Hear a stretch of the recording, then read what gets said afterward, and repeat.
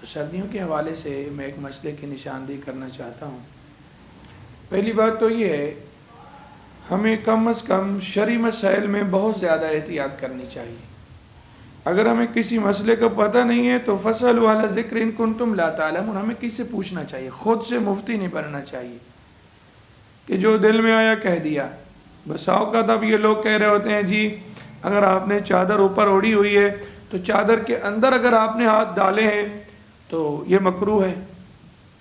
اب ان سے پوچھو کہاں لکھا ہے، کس کتاب میں لکھا ہے، نہیں ملے گا جی، بس فلاں سے سنا ہے، فلاں نے کہا ہے۔ تو یہ ذہن میں رکھیے، شرعی مسائل بیان کرنے کے لیے کم از کم ان مسائل کا علم ہونا ضروری ہے،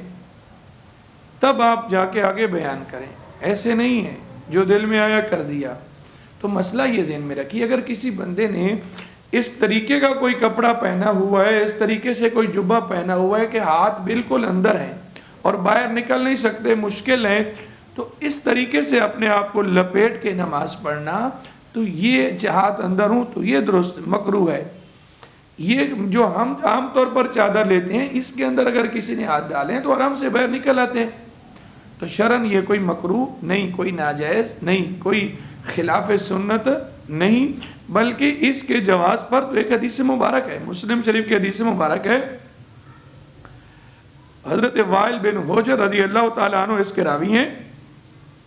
فرماتے ہیں کہ میں نے نبی اکرم صلی اللہ علیہ وسلم کو نماز پڑھتے ہوئے دیکھا،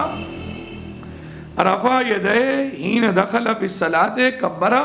اللہ کے نبی علیہ السلام جب نماز میں داخل ہوئے آپ نے اللہ اکبر کہا، ہاتھوں کو بلند کیا، پھر ثم التحف بثوبہ،